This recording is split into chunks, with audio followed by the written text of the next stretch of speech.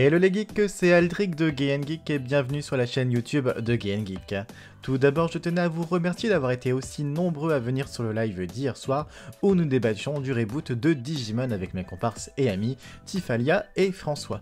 C'était le premier live pour la chaîne de Gay Geek et ça s'est plutôt bien passé.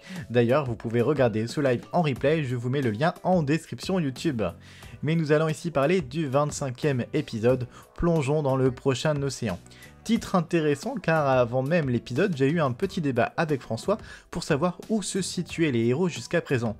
Et s'il est dit dans la traduction française qu'ils se trouvaient sur les terres du nuage, visiblement en VO le terme exact est le continent serveur, celui-là même que l'on découvrait dans la série de 99. Bref, c'est un petit détail, mais dans cet épisode, on voit les héros rester dans le monde digital, tomber donc du continent sur lequel nous étions depuis le début, dans un vide intersidéral qui ne semble jamais s'arrêter pour rejoindre un nouvel océan. Et donc bientôt, je l'imagine, un nouveau continent. Et en ça, on ne peut que se poser des tonnes de questions. Où vont-ils aller? Verra-t-on l'île des fichiers binaires? Ça, j'en doute un peu. Bref, cela tease pas mal de ma curiosité. Mais pour revenir à cet épisode, il est, comme on s'y attendait, un épisode de transition où pas grand chose se passe. On peut même dire que l'on fait du surplace avec d'un côté Taichi et son groupe qui mettent tout un épisode à tomber d'un continent à l'océan, et de l'autre le groupe de Koshiro, toujours au même endroit depuis 4 ou 5 épisodes maintenant, sans que la situation ne semble avancer, et oui, c'est très frustrant.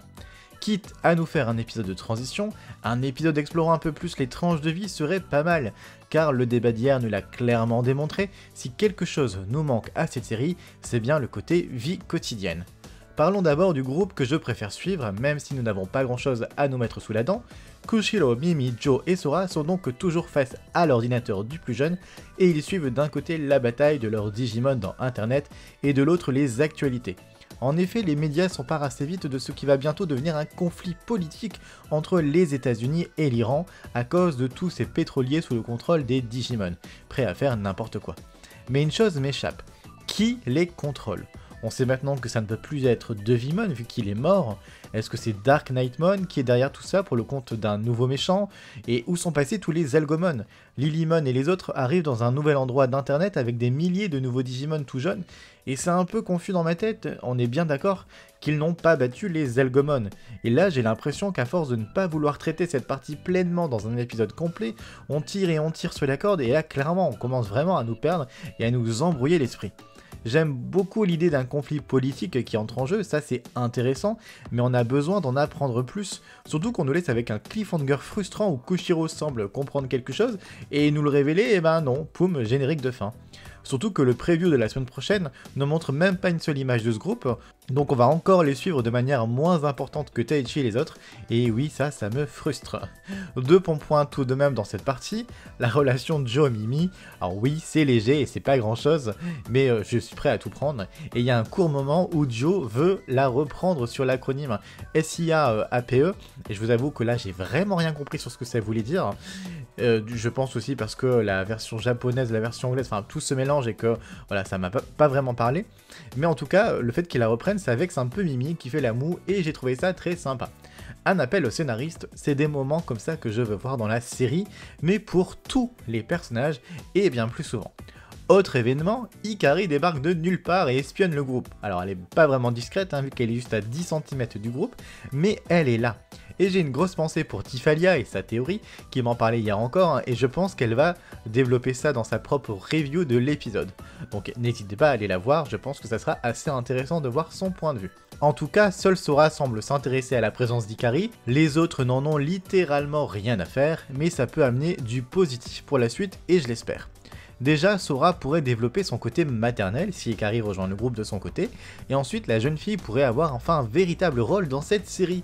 On peut tout de même penser à Yuko, la maman, qui non seulement n'a pas vu son fils depuis plusieurs jours, mais laisse aussi sa petite fille de 8 ans se balader dans la ville, toute seule alors qu'elle devrait être totalement inquiète de la disparition de Taichi.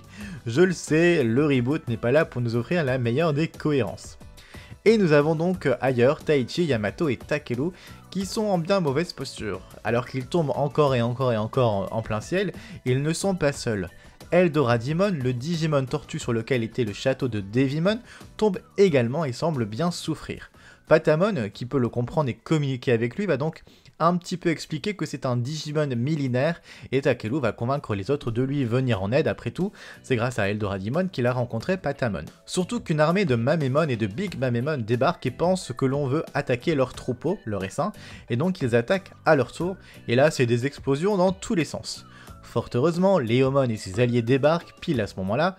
Comme c'est pratique, eux qui n'ont pas mis un pied dans la bataille contre Devimon, bon j'avoue revoir Leomon ça c'est cool, surtout que là il se bat vraiment pas mal et entre pleinement dans le combat. C'est assez drôle de le voir découvrir que le Digimon sacré était tout simplement Patamon.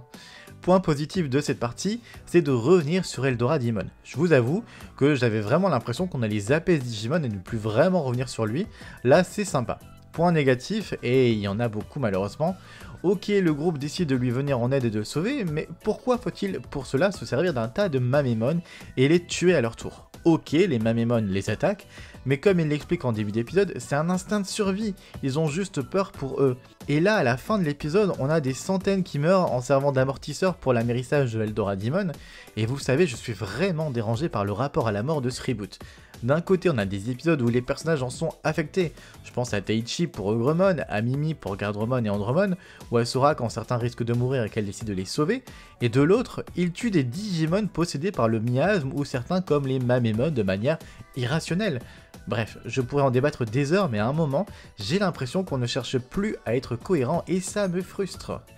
Autre point qui nous a surpris, Joanne et moi, c'est l'amérissage. Alors qu'il s'apprête à plonger dans l'eau, Eldoradimon plane ensuite pendant un long moment alors que rien ne l'explique, comme si tout à coup il volait, afin de permettre à Taichi, enfin du moins au plan de Taichi, de s'opérer et au Mamemon de venir sous l'énorme tortue pour lui offrir un amérissage en douceur.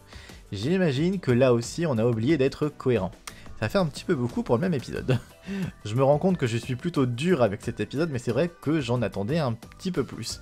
Et pour le coup, sans vouloir comparer avec l'original, je trouve qu'en 2020, une série se doit un minimum d'être cohérente et bien écrite, et pas juste nous offrir des belles images, des beaux combats et de la belle musique.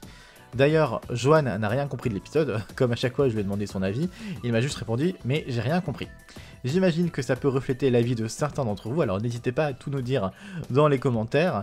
Et avant de vous laisser, sachez que depuis 3 semaines, je travaille sur un documentaire Digimon intitulé 20 ans de Digimon en France, un documentaire qui sortira en janvier sur la chaîne et pour lequel j'interviewe une bonne quinzaine d'intervenants. Ce travail est palpitant et j'ai hâte de pouvoir vous le montrer. Si vous voulez plus d'infos, n'hésitez pas à venir m'en parler sur les réseaux sociaux, je serai ravi de vous répondre. Et comme d'habitude, je vous remercie pour votre suivi. Si vous n'êtes pas abonné, vous pouvez rejoindre la communauté et lâcher également un petit pouce vers le haut. A très bientôt!